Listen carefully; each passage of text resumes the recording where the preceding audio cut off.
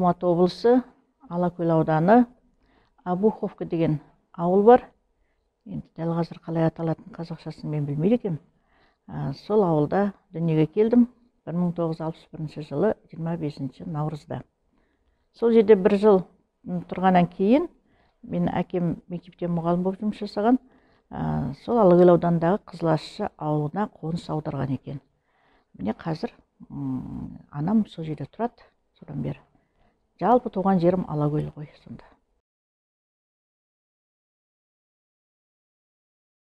Ең үлкен жетістігім, енді адам өмірге келгеннен кейін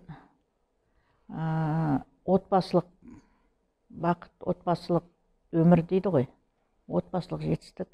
Екіншісі сол жұмыс, адамның енді өмірі жұмыста, одан кейін отбасында, осы екі ортада өтеді.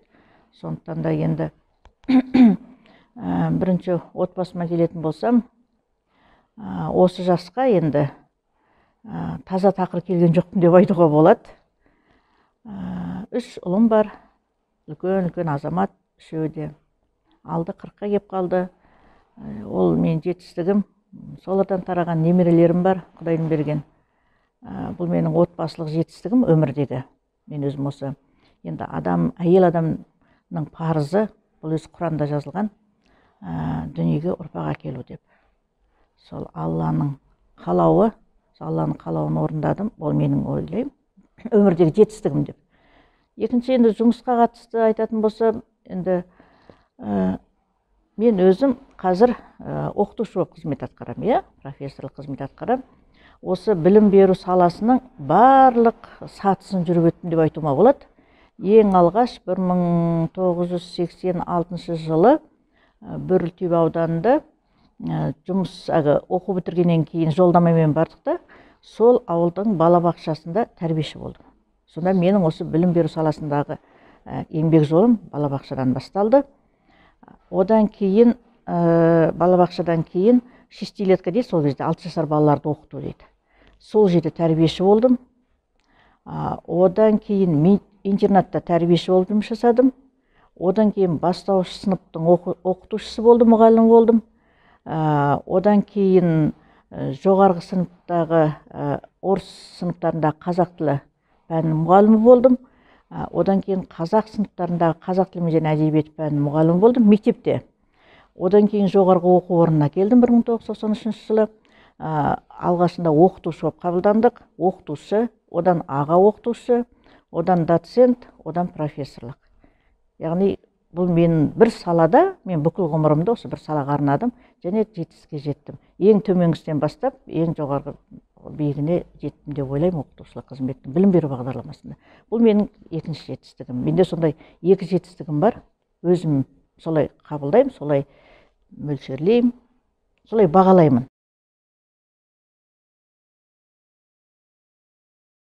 Енді бұл ең алғаш жазған шығарма болғанда бұл енді ғылыми еңбектер болады, көркем шығармалар болады. Мынау ақындарда айтады ғой, өзі таланттың өзінің бір келетін кезі болады, өлеңнің бір келетін кезі болады деп. Менің өмірімде сондай бір кезең болды. Жалпы менің әкем мектепте мұғалімдік қызмет атқарған кісі, сонымен қатар ақын болған кісі, бірақ енді кеңес заманының адамдары ғой, бір үйдің жалғыз ұлы болды, ерке болды екен, бұлай енді қуалап, солай жинақтарын шығарып, солай айналысқан жоқ, бірақ енді ақын болған, айтыскер ақын болған кісі. Газет журналдарда, мерзімді басылымдарда өлеңдерін шығарады, фельетонды жақсы жазатын, сондай сықаған әңгімелер жазатын сондай кісі болған. Енді сол дарыған бір талант болған шығар деп ойлаймын. Менің басымдан сол өлең құйылатын кезең болады дегенді мен өз басымнан өткердім. Бірінші рет болды, және соңғы рет болды ғой менде. Бөрлітөбе ауданында, ауылда, Мұқан Төлеубаев деген ауылда мектепте мұғалім болып жұмыс жасаймын. Мектеппен үйдің арасы алыс емес. Енді бір жаяу жүрген адамға бір 10 минуттық жер ғой деймін. Сол мектептен шықтым, ол кезде менде 2 ұлым болған. 2 ұлым, ол кезде қазір 3 ғой енді. Сол мектептен шықтым, сол ұлдарды ойлайтын қос құлыным деп өзім айтып жүретін. Мектептен шықтым, өлең басталды. Қос құлыным, қуанышым, өмірдегі тіреуім деп басталды. Сол 10 минуттың ішінде үйге келдім жаяу. Енді көктем бе, күз бе, батпақ кез, енді кішкене ұзақтау жүреміз ол кезде. Сол үйге келгенше 4-5 жұмақ өлең шықты. өзінен өзі кеп құйылды. Соны отыра қалдым да соны жаздым. Сол өлеңім бар. Бүгін бұндай сұрақ қойылатын білген кезде мен оны әке оқып беретін едім. Бітті, болды. Менің талантым осымен басталып, осымен аяқталды. Сондай қызық жағдай болды. Ұмытып қалмайын деп отыра қалып жаздым. Осы ақындар өзі айтып жатады ғой, түн ішінде оянып кетем, оятады, оянып кетем де отыра қалып жазам деп. Солай болды. Бірақ өкінішке орай сонымен аяқталды. Бірақ кейіннен енді жалпы жазуға құштар адамбыз ғой біз, енді жалпы мамандығымыз, істеп жүрген жұмысымыз соған байланысты. Ауданда, Бөрлітөбе ауданында тұрған кезде аудандық газеттің штаттан тыс тілшісі болдым. Мақалалар жазатынмын, фельетондар жазатынмын. Содан кейін енді өзімнің әдіс тәсіліме қатысты мақалалар жазатынмын. Балаларды оқыту, тәрбиелеуге байланысты. Ол мерзімді басылымдарды аудандық газетте көбіне басылып шығатын. Соны осы жоғарғы оқу орнына келгеннен кейін бұл біз тек қана білім беру емес, сонымен қатар ғылыммен айналысамыз. Ол енді талап, міндет болғандықтан жазу керек. Енді содан бері жазып келе жатырмыз сол. Ғылым жолына енді мен адамның бала кезде арманы көп болады ғой. Еліктейміз, қызығамыз. Енді ол кезде біз есейген кезде телевизор шықты. Телевизордан көреміз. Сонда әртүрлі мамандықты аңсаған, ойлаған кездерім болды, армандаған кезім болды. Негізінде мен юрист болғым келді. Соның ішінде адвокат болғым келді. Мен өзім ойлаймын, мен сол мамандыққа түсіп оқыған кезде мүмкін мықты адвокат болар ма еді. Адамдарды ақтап алуға тырысып отырамын да мен, адамдарды ақтау. Енді адвокаттың қызметі солай ғой, ақтау. Адвокат болсам деп сөйтіп армандайтын, бірақ енді ол арман іске аспады. Содан енді біздің, жаңа мен айттым, әкем мұғалім болып істеген, мектеп директорлық қызметін атқарды. 50 жылдай мектепте ұстаздық қызмет атқарып, пенсияға шықты өзінің жетістік жасына. Тек менің әкем ғана емес, енді әкем Алматыдағы Қазақ мемлекеттік университетінде оқыған, сол кездегі Қазақстандағы ең мықты оқу орны деп есептелінетін. Соның қазақ тілі әдебиеті мамандығын бітіріп, сол Алакөл ауданында бірнеше мектепте, ауылдарда көшіп қонып жүреді ғой, сол қызмет атқарған кісі. Ал енді мен әкемнің әкесі Оразбай деген кісі, ол да кезінде хат таныған, медресе бітірген адам болған екен. Енді біз оны көрген жоқпыз. Оны апамыз айтып отыратын, әкеміз айтады, анамыз да айтып қояды. Медресе бітірген, ол кезде енді 19 ғасыр, 20 ғасырдың бас кезінде оқыған адамдар өте аз ғой. Сол атамыз осындай көзі ашық, қарақты адам болған екен. Содан кейін бе, енді осы бір алға қойған арманымыз орындалмағаннан кейін, осы ұстаздық жолды қалап, сол Қазақ ұлттық университетінің қазақ тілі әдебиеті мамандығына түсіп, соны аяқтап, әкемнің жолын қуғандай болып отырмын ғой енді. Әкем керемет қатты қуаныпты осы мамандық таңдағанда, қызым менің жолымды қуатын болды деп. Міне содан бері, қай жылдан бері? 86 жылдан бері, осы ұстаздық жолдамыз. Орта мектепте де жұмыс жасадық, және айттым, 7 жыл жұмыс жасадым. Одан кейін осы жоғарғы оқу орнында биыл 29 жыл болады. Бір орында жұмыс жасағаныма.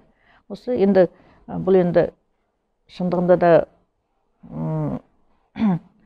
менің қолымнан келетін, жүрегіме жағатын жұмыс. Қазір өкінбеймін. Өйткені бұл ең үлкен сала ғой, қоғамдағы ең үлкен міндет, ең үлкен сала, жауапкершілікті сала бұл ұстаздық қызмет деген. Өз балаңды тәрбиелеу және өзгенің баласын тәрбиелеу, оқыту деген мәселемен айналысқаныма өзім қуаныштымын. Және сонымен қатар енді мен айттым ғой, жалпы жазуға құштармыз. Жаңағы ең алғаш жазған шығармаңыз деген кезде мен қазір есіме түсіп отыр. 6-шы ма 7-ші класста оқып жүргенде күнделік жазатынбыз. Біздің заманда бәрі күнделік жазатынбыз. Бірақ соның барлығы қазір қолымызда жоқ. Содан ана кімнің Островскийдің «Құрыш қалай шындықты» деген кітабы болды. Енді аудармасын оқып, тура соның ізіне салып, мен алғашқы кітабымды жазбақшы болғам. Өйткені Островскийдің өзі бала кезінде жазған ғой. Соны ең алғаш соған тура сол роман қалай басталады, тура соған салып, өзімнің өмірімді жазып бастаймын деп оқушы кезім. Содан анам көріп қалдыра соны, қалжыңдап маған. Мен мына қызым жазушы болады екен деп. Содан ұялып, содан сол нені қойып кеттім әдетті. Мүмкін солай болар ма еді деп ойлаймын кейде. Таза шығармашылықпен айналыссам, енді бірақ қазіргі жұмысымда сол жазу бағытында ғой. Енді қазір ғылыми мақалалар жазамыз, зерттеу еңбектер жазамыз, осымен айналысамыз. Енді рухани жан дүние, адамның жан дүниесі, руханият біздің айналысатын ісіміз. Мен өзім сол маңайда жүргеніме қуаныштымын.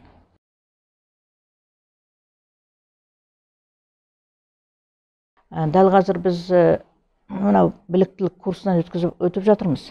Мысалы біз үнемі білімімізді жетілдіреміз, біліктілігімізді жетілдіреміз ғой. Өйткені ұстаз болғандықтан. Ол әрбір салада осылай болады енді. Үнемі жетілдіріп отыру керек, курстан өтіп отыру керек, тыңдау керек, семинарға қатысу керек, дәріс тыңдау керек деген сияқты. Дәл қазір біздің кафедраның оқытушы профессор құрамын, бізде 13 оқытушы профессор құрамы бар. Соның тең жартысы осы алғаш осы мамандық, осы университетте мамандық ашылған кезде келген кісілер. Соның ішінде мен де бармын. Қатар 91 жылы ашылды, 91-де келді, 92, 93-де мен келдім. Сол адамдар жұмыс жасайды дәл қазір. Одан кейін өзіміздің шәкірттеріміз бізбен бірге жұмыс жасайды. Сол шәкірттеріміздің ішінде мысалы PhD докторлығын қорғап Айна Маратовна жүр. Қазір бізде университеттің ректорының кеңесшісі қызметін атқарады. Бірге жұмыс жасаймыз. Гүлнар Төребековна дәл өзіміздің деңгейімізде, кейде деңгейімізде емес, бізден асып кететін тұстары бар. Ол әлдеқайда жастар, жас болғаннан кейін олардың танымы басқа, алымы басқа, олардың көзқарасы кеңірек деген сияқты. Сол жақтарынан тілді меңгеру жағынан, қазіргі технологияны меңгеру жағынан. Одан кейін айтайын дегенім, жаңа курсты Назарбаев университетінің доценті, филология ғылымдарының кандидаты бізге курс өткізіп жатыр. Бізді үйретіп жатыр біліктілікке. Жоғарғы оқу орнында осы қазіргі жағдайда карантин кезі қашықтан оқытудың әдіс тәсілін үйретіп жатыр бізге. Ол үйретіп жатқан кезіндегі менің оқушым да, оқушым мектепте оқытқан. Кейін жоғарғы оқу орнына келген кезде ол сол жерге оқуға түсті. Біздің университетте өзіміз тәрбиелеген, өзіміз оқытып, қолына диплом берген өзіміздің шәкіртіміз дәл қазіргі уақытта бізді сол курстан өткізіп жатыр, үйретіп жатыр. Енді ол да үлкен жетістік. Ондай шәкірттеріміз өте көп. Ауданын басқарып жүрген, жоғарғы оқу орнында үлкен қызмет атқарып жүрген, ақын балалар бізде өте көп шығып жатқан. Мысалы Мұхтар Күмісбек деген, Асыл Сұлтанғазы деген бәрі біздің шәкірттеріміз, қолына қалам ұстаған үлкен ақындар. Біз олардың барлығы жетістік және бізден озған деп мен айта аламын.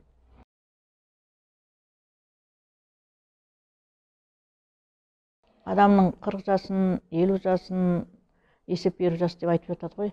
40 жасты тал тұс, адам өмірінің тал тұсы дейді.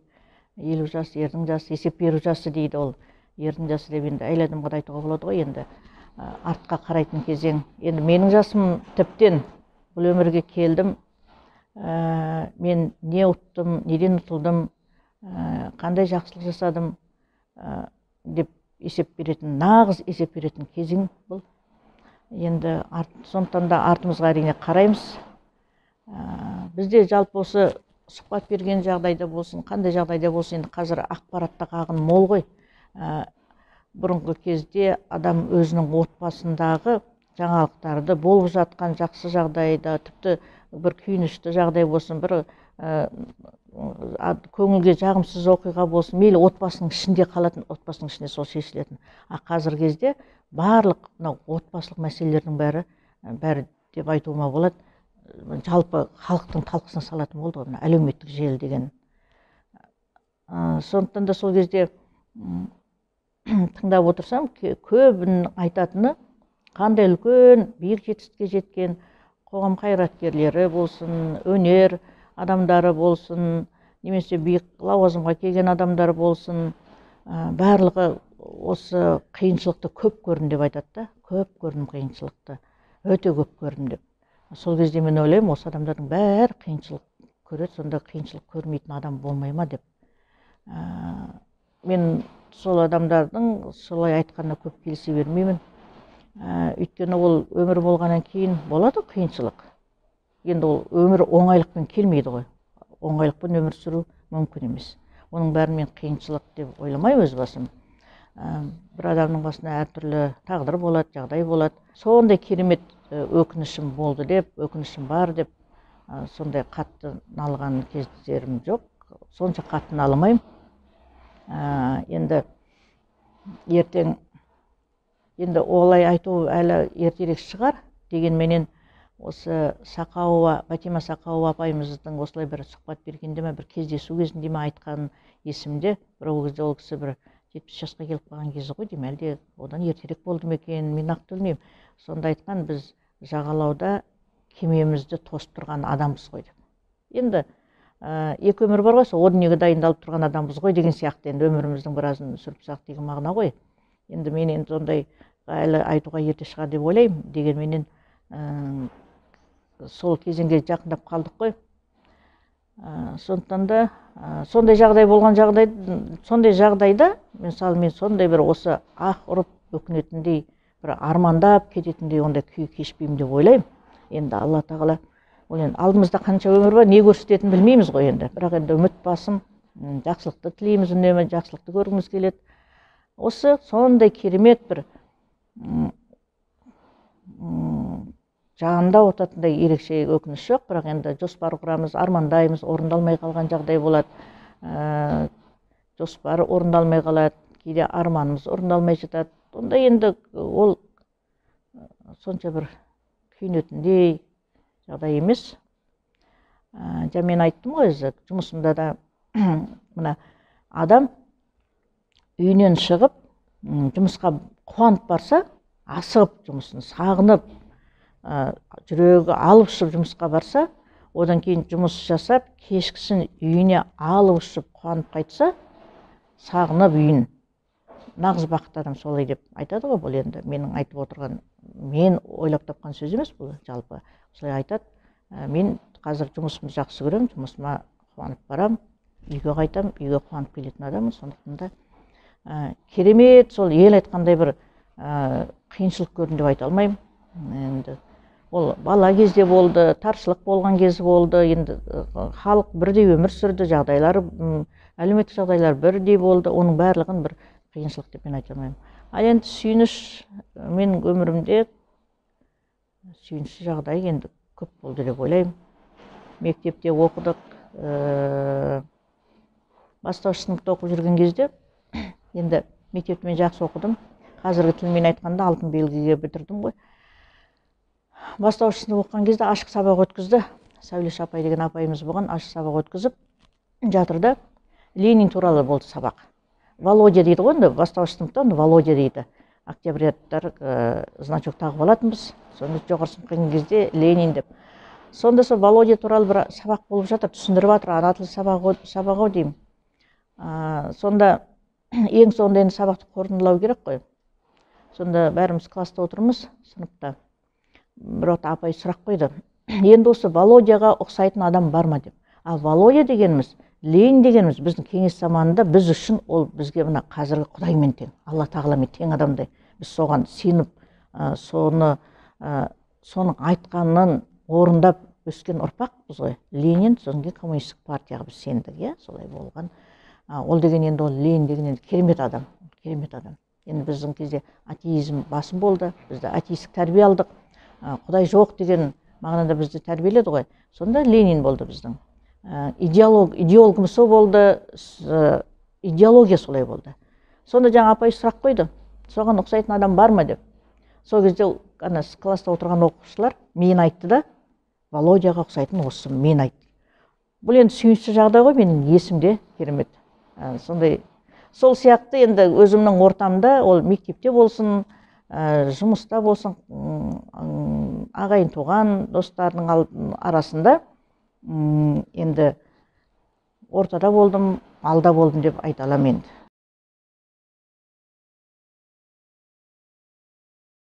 Анам тірі бар, 85 жасқа келеді, биыл Құдай бұйыртса. Сол анам 60 жасқа толғанда ауылда палатка құрып той жасадық біз. Сол кезде анамнан сұрадым, мама, айтыңызшы, 60-қа келген адам нені армандайды деп. Сонда қойғам, мен осыдан 25 жыл бұрын анама сол сұрақты қойғам, сол жасқа қазір өзім келіп отырмын ғой. Сол кезде анам былай деп айтты, менің арманым дейді, сендердің ешқандай жамандықтарыңды көрмей дейді, тек қана қуаныштарыңды көріп дейді, және сендерге ешқандай кедергі жасам, ауыртпалық түсірмей дейді, ауыртпалық түсірмей, кететін болсам, кететін жағыма ешкімге ауыртпалық түспей, ылп етіп кете қалсам деп армандаймын деп сөйледі. Сонда 60-қа келген анам солай айтты да маған. Мен де соны армандаймын. Енді жаңағындай асарым, тасарым, жасадым деген жасқа келе қойған жоқпыз дегенменен енді өмір сүруді кім жек көреді? Өмір сүруді бәрі жақсы көреді ғой. Өмір сүрген деген отбасының жағасында, достардың арасында, қызметтестермен бірге, ағайын туғандардың арасында мынандай керемет заманда өмірді әлі де Алла тағала ғұмыр берсе деп тілейміз. Бірақ менің нем арманым сол, ендігі арманым. Өйткені қызмет жасадым, зейнеткерлікке шықтым. Енді осы өмірдегі миссиямды енді шамам жеткенше аяқтап қалған сияқтымын. Ендігі арманым сол. Сол балалардың тыныштығы, жақсылығы, денсаулығы, солар жақсы өмір сүрсе, енді бұл отбасыға байланысты. Оларға ешқандай ауыртпалықты түсірмей, сол анам сияқты мен де армандап отырмын. Анам сол арманын орындап келе жатыр. Анам мысалы ешкімге ауыртпалығын түсірмейді, өзімен өзі өмір сүріп келе жатыр. Одан кейінгі бір үлкен дүние бұл енді жалпы адамзаттық мәселе болып тұр қазір мынау.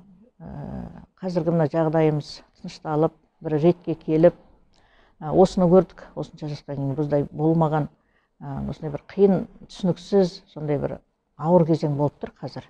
Осы нәубеттен біздің еліміз ғана емес, қазақ елі ғана емес, бүкіл әлем, бүкіл халық осыдан аман есен шығып, бір алаңсыз бұрынғы өмірімізге қайтып оралсақ деп, қазіргі үлкен арманым осы. Ол тек менің ғана арманым емес, бүкіл адамзаттың арманы болып тұрған шығар деп ойлаймын. Осы тыныш болса, ел іргесі тыныш болса, еліміз тыныш болса, қазақ елі өзінің сол деңгейінде елден қалмай, Конфуций айтқандай, ортада тіршілік жасай берсе деп ойлаймын.